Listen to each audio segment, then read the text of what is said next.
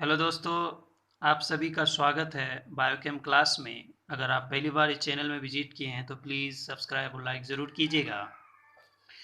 और पिछले दो क्लास से हम लोग जो इनऑर्गेनिक कंपाउंड है उसके केमिकल फार्मूले किस तरह से लिखा जाता है और उसके नाम किस तरह से पढ़ते हैं, हम लोग इस चीज़ को डिटेयली जान चुके हैं।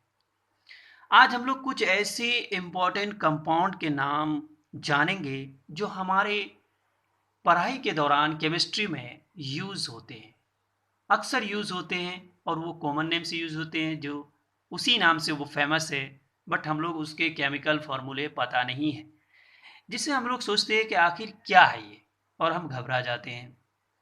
तो चलिए आज इसी चीज़ का हम लोग समाधान करेंगे, इसी चीज़ को जानेंगे कि आखिर इसके क्या केमिकल फार्मूला है। और इस चीज़ को जानने के बाद हम लोग को ये कॉन्फिडेंस आ जाएगा कि अच्छा यही होता था, हमें तो पहले पता ही नहीं था, आज हमें पता चला।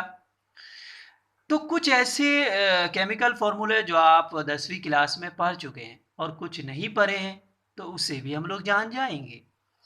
तो चलते हैं, है ना दोस्तों।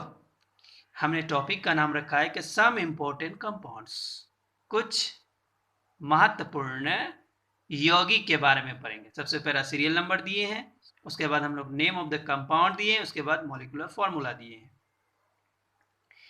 तो चलिए हम लोग सबसे पहला जो शुगर पढ़ते हैं। अब इसका केमिकल फॉर्मूला क्या है? तो इसका केमिकल फॉर्मूला होता है C12H22O11। इस तरह से हम लोग को याद रखना है। उसी तरह ग्लूकोज हम लोग तो कितनों बार पढ़ चुके हैं, इसका फॉर्मूला आपको याद ही होगा, C6H12O6। उसी तरह बोरेक्स होता है, जो आप 11th क्लास में पढ़ेंगे इनऑर्गेनिक केमिस्ट्री में। इसका जो केमिकल फॉर्मूला होता है Na2B4O7.10H2O। देखिए इन सारे चीज़ का सिस्टमेटिक वे में हम लोग नाम जान चुके हैं। उसी तरह यूरिया का केमिकल फॉर्मूला होता है CONH2 पे होल 2, या इसी को हम लोग इस तरह भी लिख सकते हैं NH2.CO NH2, या फिर इसी को CO.NH2.NH2 इस तरह भी लिख सकते हैं हम लोग। देखिए बहुत जगह आपको सोडा लाइम लिखा हुआ मिलेगा, तो सोडा लाइम जो होता है वो NaOH प्लस CaO का मिक्सचर होता है।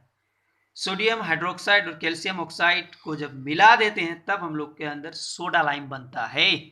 हम लोग के अंदर नहीं, हम लोग बनाते हैं, ऐसा गलती में मत रहना। एक्वा रेजिया हम लोग 10th क्लास में पढ़े हैं कि HNO3 प्लस HCl के मिक्सचर को हम लोग एक्वा रेजिया कहते हैं, जो सोनार यूज करता है। अब इसकी कितनी रेशियो होनी चाहिए, अनुपात, तो 1:3, यानी कि एक आपका HNO3 चाहिए तो 3 HCl चाहिए, इसका मतलब यही हुआ। उसी तरह आप ब्लू विट्रोल पढ़े हैं बहुत बार, तो उसको हम लोग CuSO4 5H2O कहते हैं। ब्लू विट्रोल को जो केमिकल फॉर्मूला होता है CuSO4 5H2O। उसी तरह ग्रीन विट्रोल को हम लोग FeSO4 7H2O कहते हैं। व्हाइट विट्रोल को ZnSO4.7H2O। आप इसे याद कैसे रखेंगे इन तीनों को? तो देखिए ब्लू U आ रहा है तो CuU, कॉपर, SO4 तो सब में कॉमन है। उसी तरह ग्रीन EEFEE। उसके बाद आप क्या कहते हैं कि व्हाइट विट्रोल आप पढ़े ZnSO4। तो देखिए व्हाइट W और Z लगभग करीब है, इसी तरह हम याद रख सकते हैं। उसके बाद आप वाटर गैस, तो फिलहाल उतना नाम नहीं सुने, लेकिन water gas CO plus H2O के मिक्सचर होता है, यानी कार्बन मोनोऑक्साइड और हाइड्रोजन गैस के मिक्सचर को हम लोग वाटर गैस कहते हैं। प्रोड्यूसर गैस कार्बन मोनोऑक्साइड और N2 के मिक्सचर को कहा जाता है। चलिए हम लोग वाशिंग सोडा बहुत बार पढ़े, Na2CO3.10H2O, इसे हम लोग सोडियम कार्बोनेट कहते हैं, सिस्टमेटिक नेम लिखेंगे। और ऐसे वाशिंग सोडा का ये फॉर्मूला है। बेकिंग सोडा NaHCO3, जिसे हम लोग सोडियम बाइकार्बोनेट कहते हैं। उसी तरह जिप्सम का फॉर्मूला होता है, ये देखिए आप, जिप्सम CaSO4.2H2O। उसी तरह प्लास्टर ऑफ पेरिस का फॉर्मूला होता है CaSO4.12H2O। कास्टिक सोडा हम लोग NaOH को कहते हैं, सोडियम हाइड्रोक्साइड। देखिए एक चीज यहाँ याद रखें, प्लास्टर ऑफ पेरिस में यहाँ पे हाफ है, इसे हम लोग हेमी हाइड्रेट कहते हैं। हम लोग जानते हैं एक हाइड्रेट होता है, एक वाटर होता है, तो उसे हम लोग कहते हैं मोनोहाइड्रेट। दो वाटर होता है तो डाई। 4 होता है तो टेट्राहाइड्रेट, यहाँ पे हाफ है इसलिए इसको हेमी बोला जाता है।